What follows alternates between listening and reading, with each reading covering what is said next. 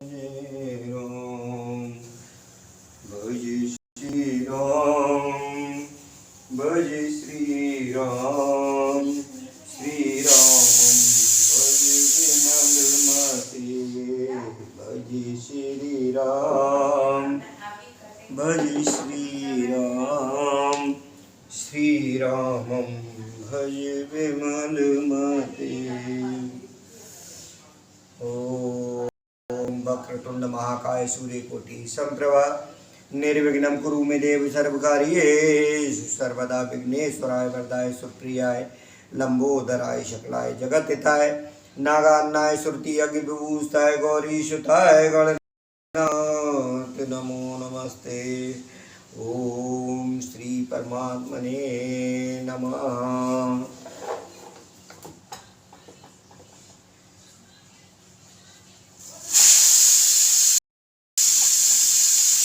रामायण श्री रामचरितमानस अर्थ सहित पढ़ने के संकल्प के साथ अभी जो प्रसंग चल रहा है, चारों भाई चित्रकूट में हैं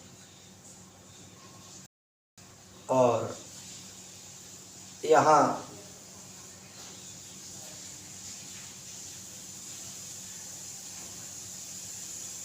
भरत शत्रुघ्न भरत और राम का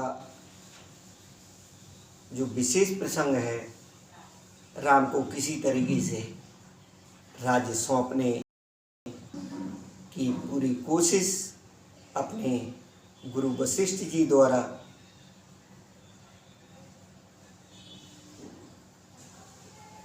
संपन्न कराने की कोशिश कर रहे हैं कि किसी तरह से भैया राम राज्य को स्वीकार करें और भले ही उसके बदले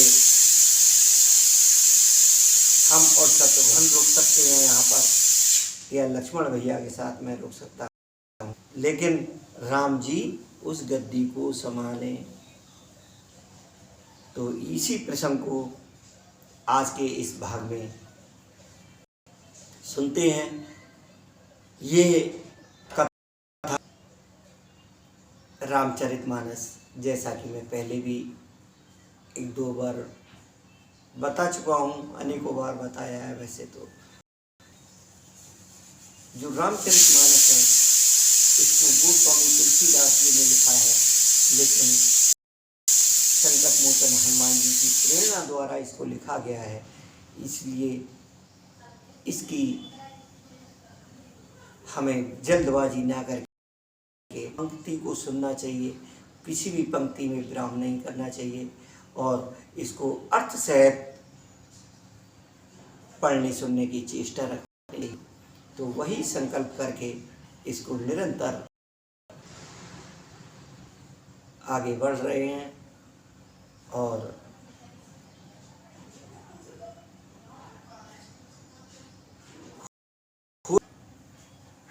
तो आप स्वयं भी प्रेरणा देकर जो रामचरितमानस को समझना तो चाहते हैं, लेकिन उनके पास समय नहीं होता है, सो सुनने के लिए कोई समय की आवश्यकता नहीं है ऐसी कि किस समय सुना जाए इसको। जिस समय फ्री हो, अगर कोई अपना कार्य अथवा कर रहा है कि उसकी दोपहर से ड्यूटी है तो वो सुबह को सुन सकता है, किसी की सुबह से शाम तक की ड्यूटी है तो वो रात में उसको सुन सकता है। कोई समय का प्रतिबंध नहीं है। चलिए शुरू करते हैं। जेहि विधि हो मोरा, हरे राम रामा करो सुवेदिदास मैं तोरा, हरे राम रामा। मंगल भवन मंगल हारी, द्रवहु सुदशरथ अजर बिहारी। कौशलपति गति सुने बोरा, बे सब लोक सुख बस बोरा। जे देखे ते समय विदेहु, नाम सत्य असि लाभ न केहू। अयोध्या नाथ की गति, दशरथ जी का मरण सुनकर जनकपुर वासी बस बावले हो गए। सुध-बुध भूल गए। उस समय जिन्होंने विदेह को शोकमग्न देखा, उनमें से किसी को ऐसा न लगा कि उनका विदेह नाम सत्य है, क्योंकि देहाभिमान से शून्य पुरुष को शोक कैसा। रानी कुचाल सुनत नर पालय, सूझ न कछ जस मन बिनु ब्याल। राज रघुवर वनवासु, भा मिथिलेश हरासु। रानी की कुचाल सुनकर राजा जनक जी को कुछ सूझ ना पड़ा, जैसे मणि के बिना सांप को नहीं सूझता। को राज्य और श्री रामचंद्र जी को वनवास सुनकर मिथिलेश्वर जनक जी के हृदय में बड़ा दुख हुआ। नृप बूझे बुद्धि सचिव समाजु, कयो विचार चित काजु। समुझ अवधि असमंजस दो, चलो कि रहो न कह कछ को। राजा ने विद्वानों और मंत्रियों के समाज से पूछा कि विचार कर कहिए, आज इस समय क्या करना उचित है। अयोध्या की दशा समझकर और दोनों प्रकार से असमंजस जानकर चलिए या रहिए। किसी ने कुछ नहीं कहा। नृपय धीर धर हृदय विचारी, पठय अवध चतुर चरचारी। बूझ भरत सत्य भाव को भाऊ, आयो बेग न होय लखाऊ। जब किसी ने कोई सम्मति नहीं दी, तब राजा ने धीरे धर हृदय में विचार कर 4 चतुर गुप्तचर जासूस अयोध्या को भेजे और उनसे कह दिया कि तुम लोग श्री राम जी के प्रति भरत जी के सद्भाव, अच्छे भाव, प्रेम या दुर्भाव का पता लगाकर जल्दी लौट आना, किसी को तुम्हारा पता ना लगने पावे। गए अवध चर भरत गत, बूझ देख कर तूत। चले चित्रकूट भरत, 4 चले तिरहूत। गुप्तचर अवध को गए और भरत जी का ढंग जानकर और उनकी करनी देखकर जैसे ही भरत जी चित्रकूट को चले, वे तिरहूत मिथिला को चल दिए। दूतन आए भरत कह करनी, जनक समाज जथामत बरनी। सुन गुर परिजन सचिव महीपत, भे सब सोच स्नेह विकल। दूतों ने आकर राजा जनक जी की सभा में भरत जी की करनी का अपनी बुद्धि के अनुसार वर्णन किया। उसे सुनकर गुरु कुटुंबी मंत्री और राजा सभी सोच और स्नेह से अत्यंत व्याकुल हो गए। धर धीरज कर भरत बढ़ाई, लिए सुबट साहनी बुलाई। घरपुर देश राख रखवारे, है गए रथ बौ जान सवारे। फिर जनक जी ने धीरज धरकर और भरत जी की बड़ाई करके अच्छे योद्धाओं और साहनियों को बुलाया। घर नगर और देश में रक्षकों को रखकर घोड़े, हाथी, रथ आदि बहुत सी सवारियां सजवाई। दुगरी साध चले तत्काला, किए विश्राम न मग में पाला। भोर आज नहाए प्रयागा, चले जमुन उतरन सब लागा। वे दुगड़िया मुहूर्त साध कर उसी समय चल पड़े। राजा ने रास्ते में वहीं विश्राम भी नहीं किया।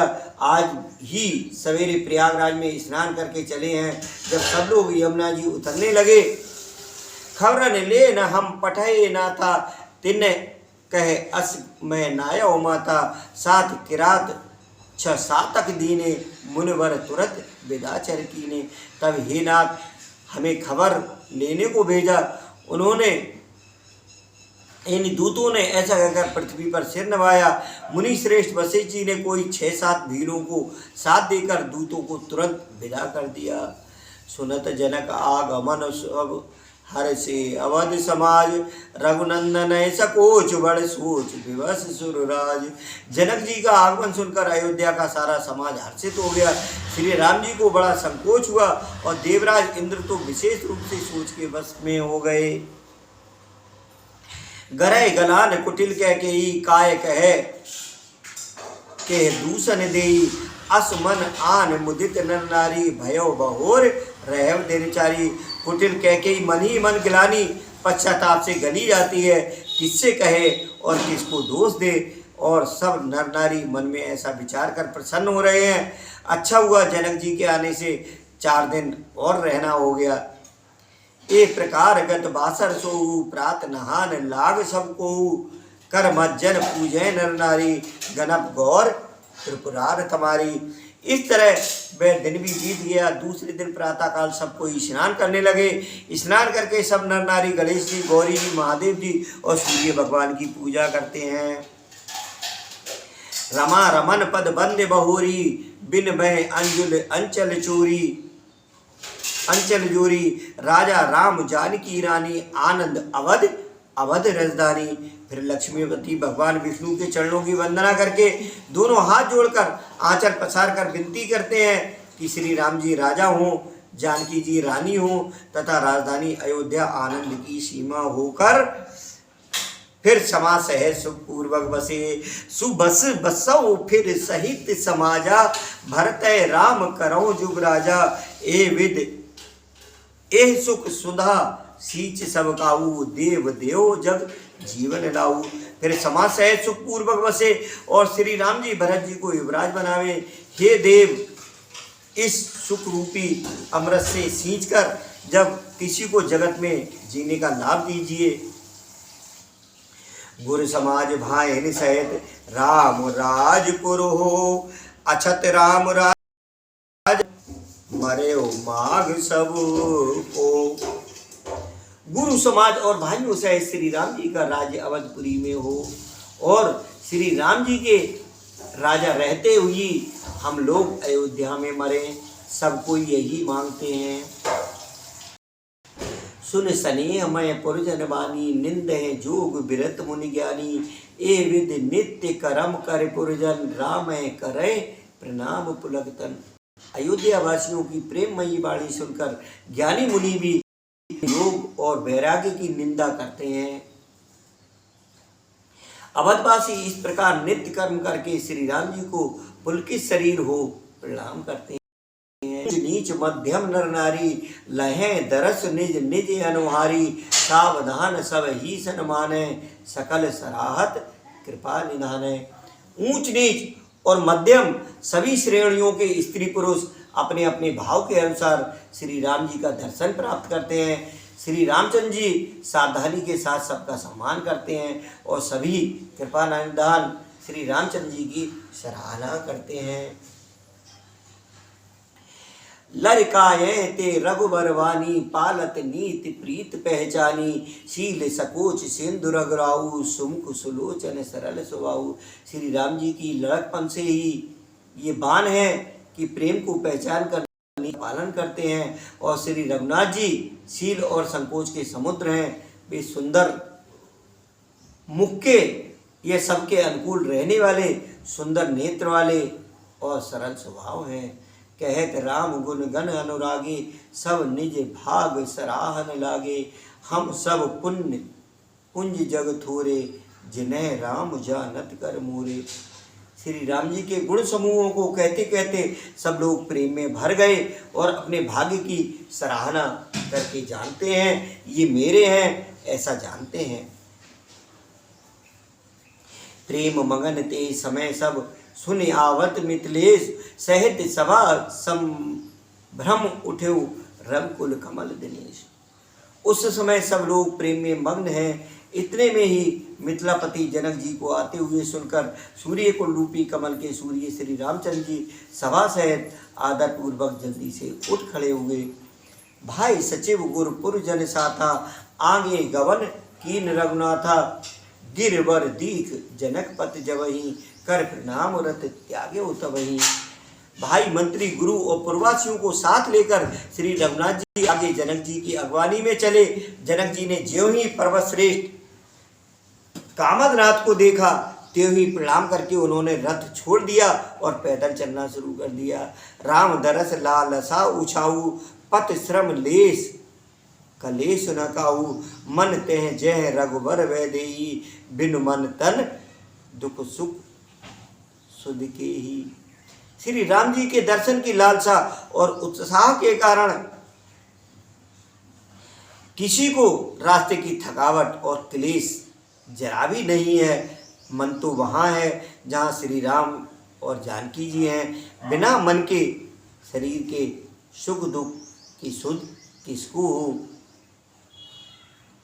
आवत जनक चले एह बाती सहित समाज प्रेम मति माती, आए निकट देखे अनुरागे सादर मिलन परस्पर लागे।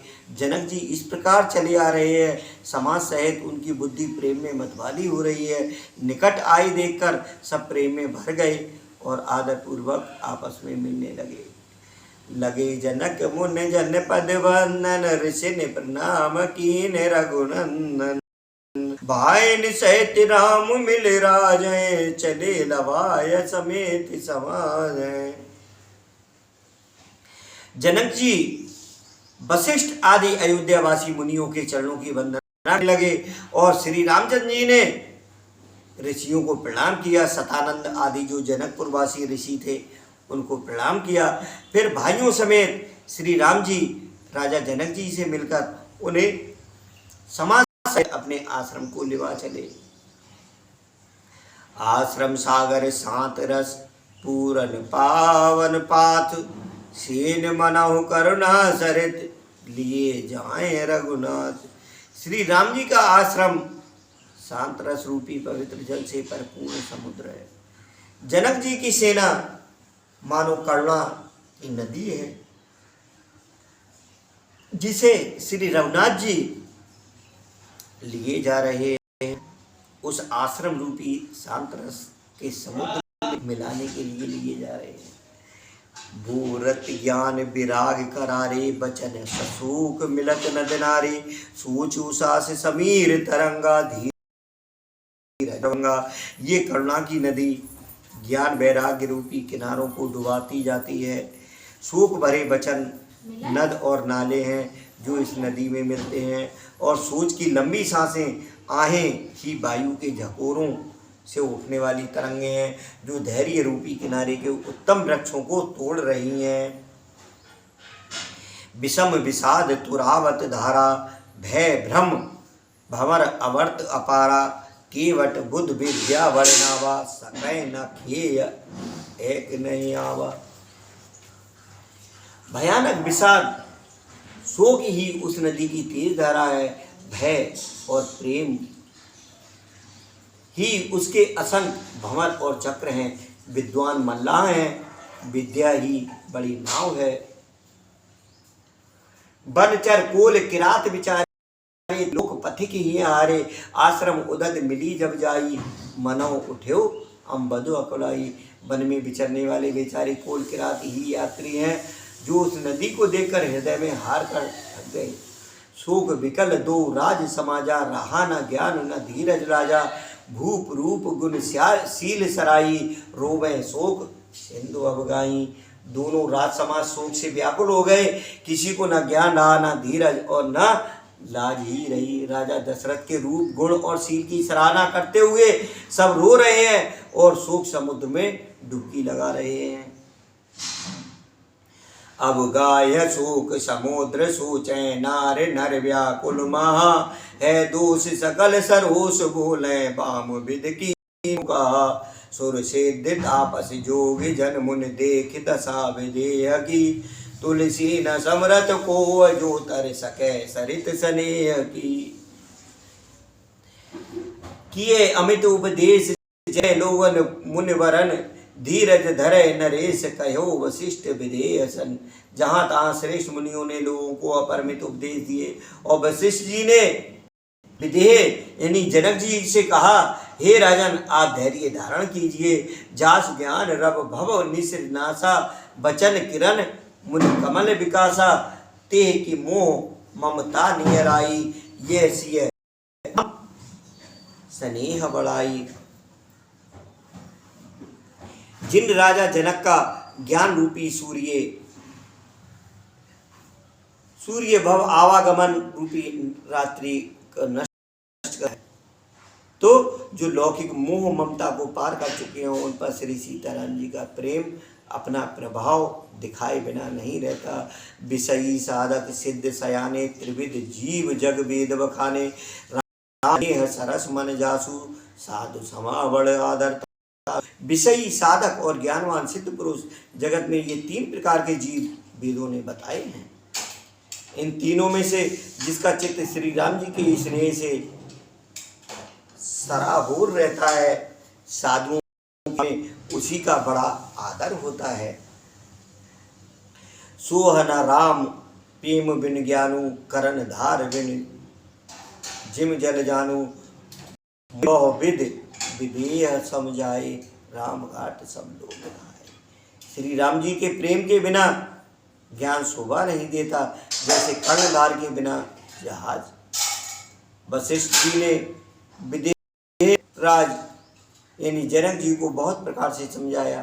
तदंतर सब लोगों ने श्री राम जी के घाट पर स्नान किया। सकल शोक संकुल नर नारी, सुबासर बीत्यो बिन बारी। खग मृगन न कीन आहारू, प्रिय परजन कर कौन विचारू। स्त्री पुरुष सब शोक से पूर्ण थे। वह दिन बिना ही जल के बीत गया। भोजन की बात तो दूर रही, जब तक नहीं पिया। पशु पक्षी और हिरणों तक ने कुछ आहार नहीं किया। तब प्रियजनों एवं कुटुंबियों का तो विचार ही किया जाए। दो समाज निमराज, राज नहाने प्रात, बैठे सब बट बिटप तर, मन मलिन कृस गात। निमिराज जनक जी और रघुराज रामचंद्र जी तथा दोनों ओर के समाज ने दूसरे दिन सवेरे स्नान किया और सब बड़ के वृक्ष के नीचे जा बैठे। सबके मन उदास और शरीर दुबले हैं। तो अभी यहीं विश्राम करते हुए हम रामायण, जो बहुत ही सरल भाषा में है, जिसका अर्थ नहीं बताना पड़ता, राधे श्याम रामायण। आप में से अनेक लोगों ने रामायण का नाम भी सुना होगा, राधे श्याम तर्ज भी सुनी होगी। तो वही राधे श्याम तर्ज, वही राधे श्याम रामायण, और वो भी असली वाली राधे श्याम रामायण, जो पंडित राधे श्याम कथावाचक जी नाथ नगरी बरेली के रहने वाले थे, जिन्होंने उस रामायण को लिखा। मैं दिखा देता हूँ एक बार हल्का सा। ये देखिए, यही हैं पंडित राधे श्याम कथावाचक जी, जिनके नाम से राधे श्याम तर्ज भी मशहूर है। तो अभी इस रामायण को पढ़ेंगे, लेकिन ये रामायण आपको राधे श्याम रामायण वाले भाग में, लेकिन इसी चैनल पर इसके तुरंत बाद देखने को मिल जाएगी। इसी के साथ जय श्री सीताराम। बोलिए उमापति महादेव की जय, पवन सुत हनुमान की जय। मंगल भवन अमंगल हारी, हरे राम राम द्रवौ सुदशरथ।